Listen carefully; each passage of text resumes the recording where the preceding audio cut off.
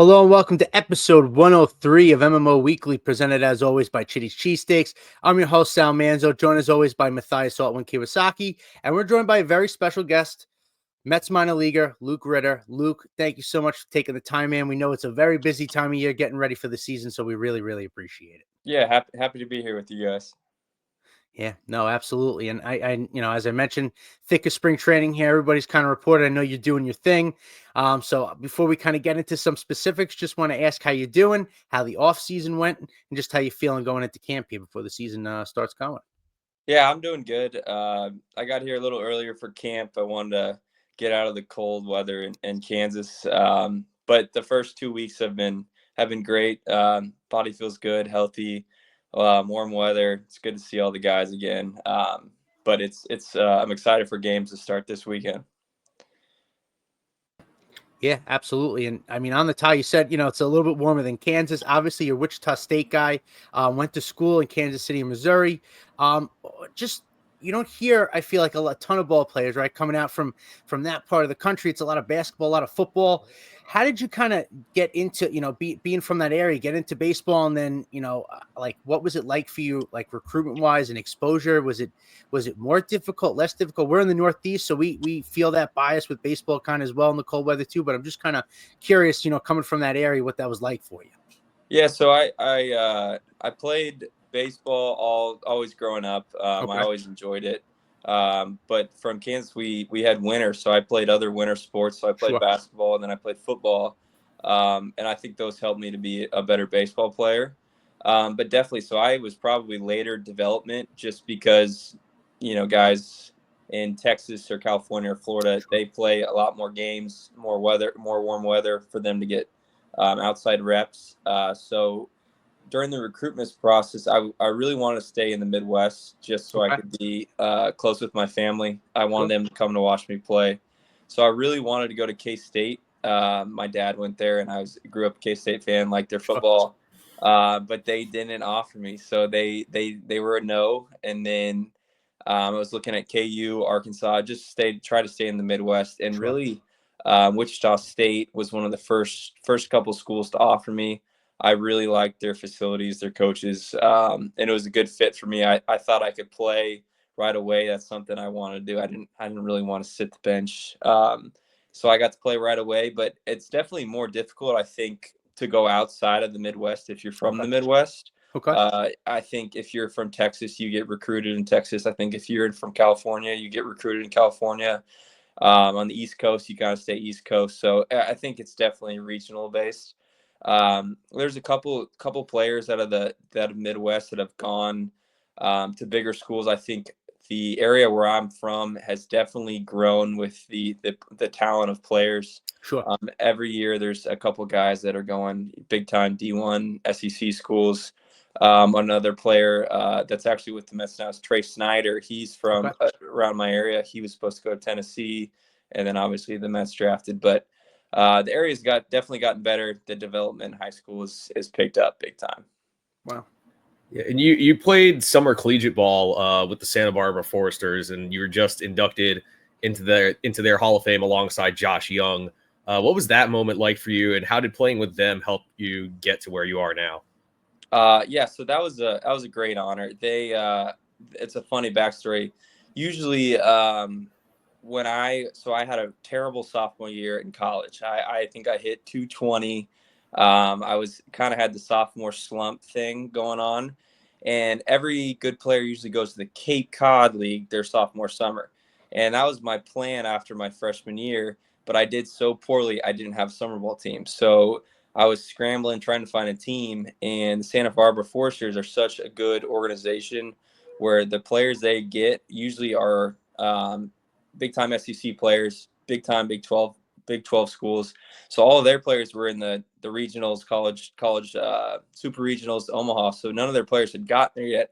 They needed players to come down there. So I went on a temp contract, a 2-week contract, my sophomore year summer, and essentially I was trying out for the team. I was Sure. just trying to make the team do well, and I ended up raking. And it was probably the biggest turning point for my career because I was in the gutter. I was I thought I would be probably done at the end of that year. I probably wasn't going to play. And that summer kind of, transported my career into where it is today. So then I chose to go back there my next summer as a junior. So I was a 2-year Forester. That organization does so many great things. So many great players have gone through there. And then their Hall of Fame, the amount of big leaguers they have, it's one of the best college summer ball programs out there. And to be in their Hall of Fame is great. Bill Pintard is the manager out there. He's been doing it for years. He's the man. I got nothing but good things to say about him. But I was happy I could go out there and be there for that ceremony.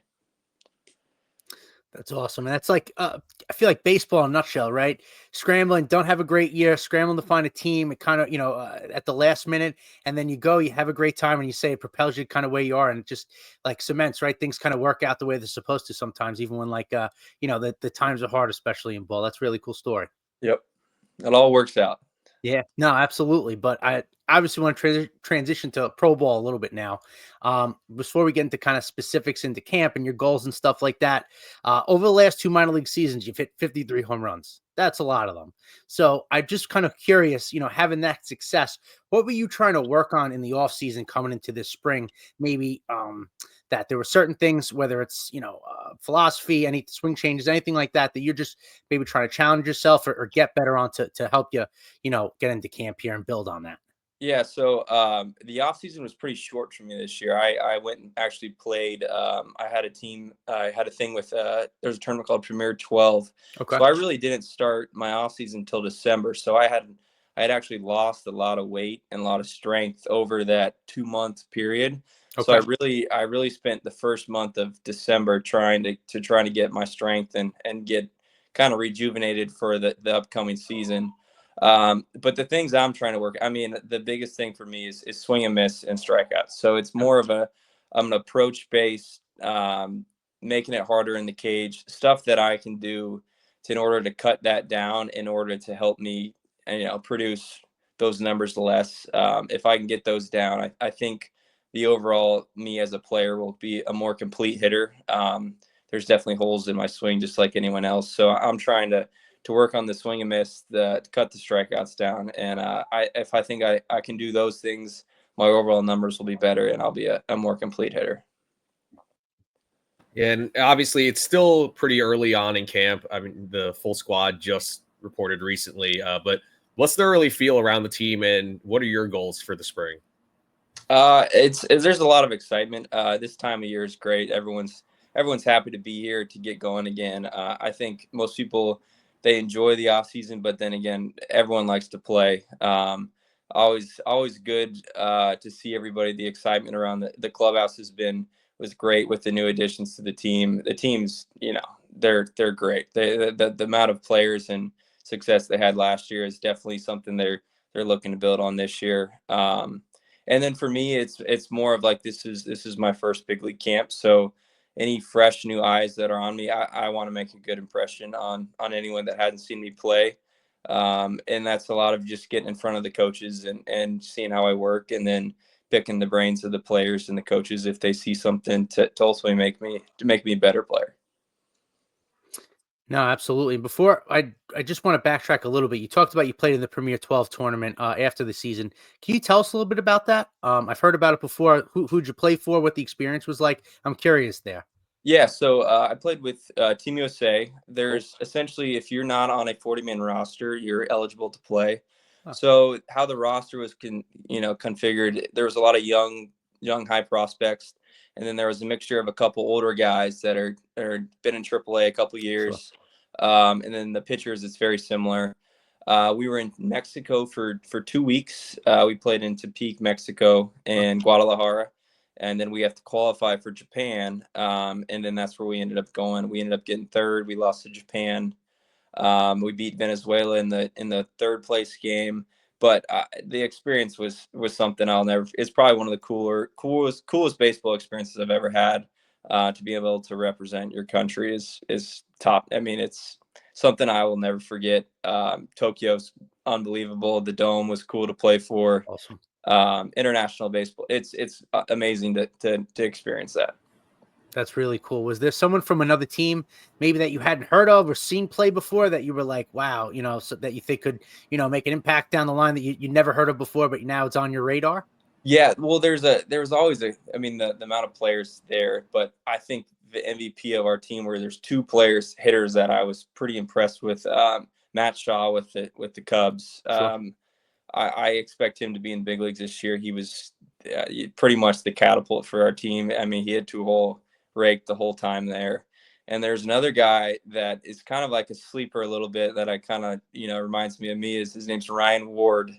I think he hit 33 homers with the Dodgers. Wow. But he's just blocked with all the MVPs they got in the same positions as he is. So he's a really good hitter. I was very impressed with him. And then there's another guy named Chandler Sampson who's stole 115 bags for the Rays organization and one of the fastest guys I've seen on the field. So I expect all three of those guys to make significant impacts with their major league team. Yeah, I will say I'm half Japanese. I've been to those games at the Tokyo Dome, and yeah, the atmosphere out there is it's really, really crazy. They take baseball very seriously out there. You can't hear yourself think on defense. We were in the dome, and the dome echoes. There's 30,000 people screaming war chants for their player. I mean, it's yeah. Cool. Yeah. But yeah, you've played all over the field in your career, and you got your first extended look in the outfield this past year. Is there a position or positions that you're most comfortable playing, and how many gloves do you bring to the park each day?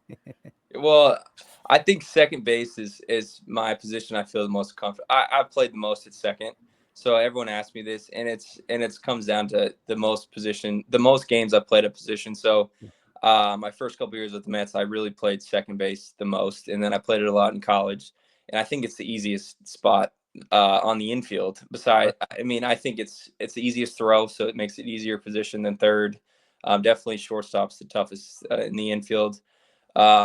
But I like second. I mean, I've gotten way more comfortable at third. Obviously, first is in my mind, I'm just trying to catch the ball. If you catch the ball, he's out. Sure. And then the gloves is definitely gotten a lot. So I bring a first base glove every day.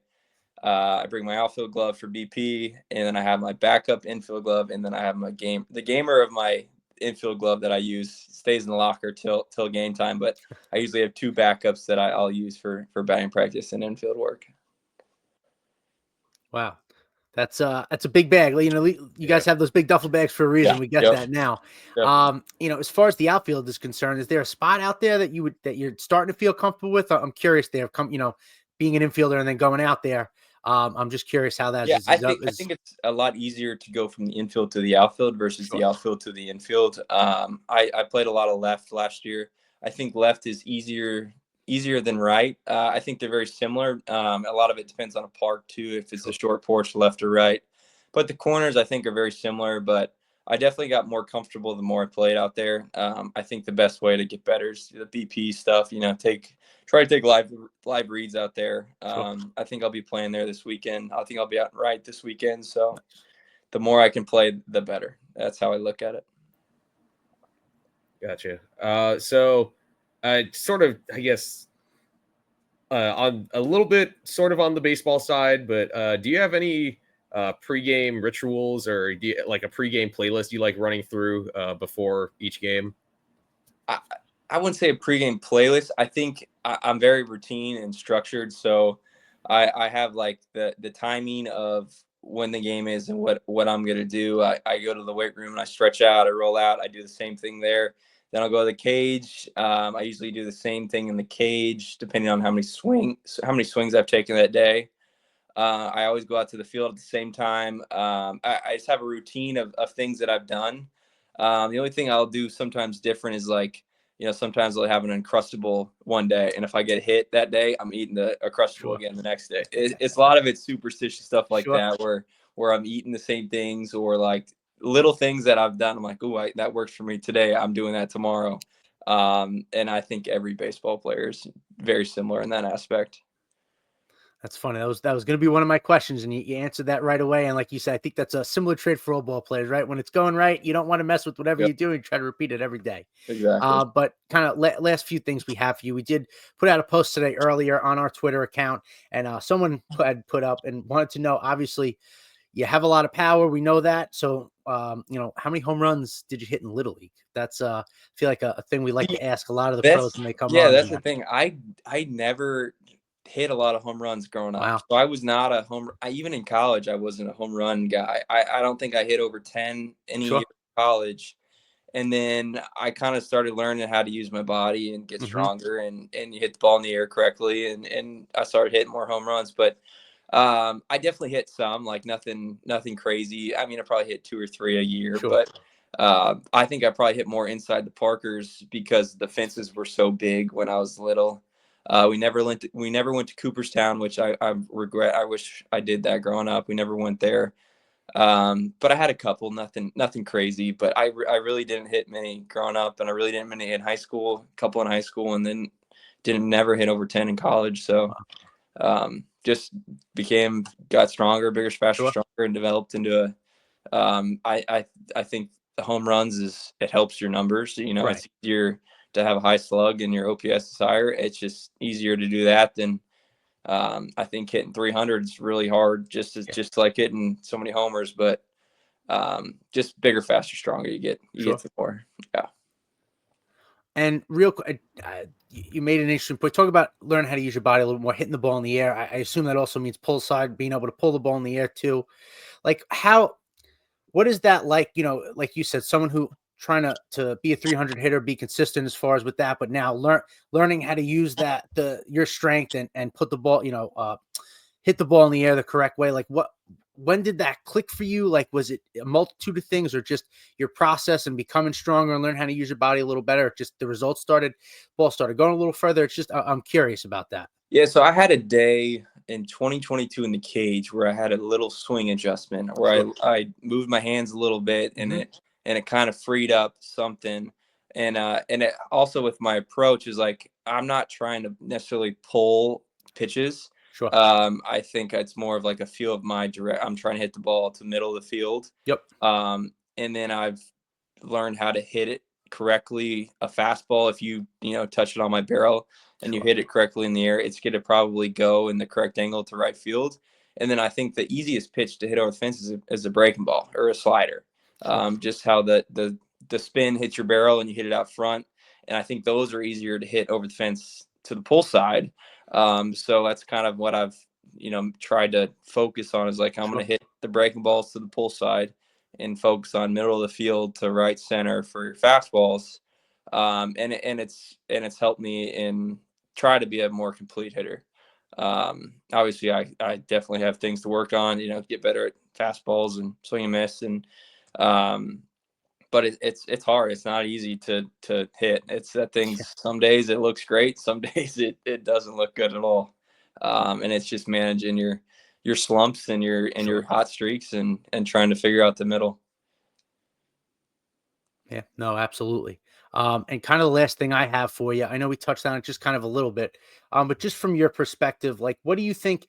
Anything specifically like this spring, early this season that you need to show the Mets that you're major league ready? I know you talked about just getting as many eyes on you as you can, but is there any more that you're looking to do, in the spring to show that you're ready to be in the big leagues? I'm just curious your kind of further mindset now heading into to spring and camp. Yeah, for me, it's I know the areas I need to get better on.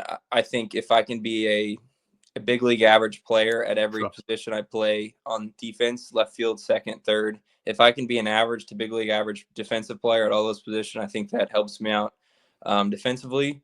And then for me, it's cleaning up the holes I have in my swing. I know those get more exposed in the big leagues, so I can get away with it in AAA, and they're better up there. So if I can clean up the swing and miss, the areas that I struggle in down in AAA, and they have confidence in me that I can do that in the big leagues. I think that helps, but it doesn't happen overnight. I know that, and it might take longer than others, and could be 2-3 months. It's out of my control. I just try to focus on the things that I can control, and I need to get better as a player. And there's certain things that I know I need to get better, and that's what I'm trying to work on. Awesome. Well, this has been great. We want to keep you on that. We know you're busy, got a lot going on, but we'll look out for you this weekend. Obviously, see you out in the outfield, and follow you along for the rest of spring of the season here. We can't wish you the best enough, and we appreciate you coming on. And everybody will catch you next week as far as everything going on with the rest of spring training. And as always, let's go Mets. Awesome.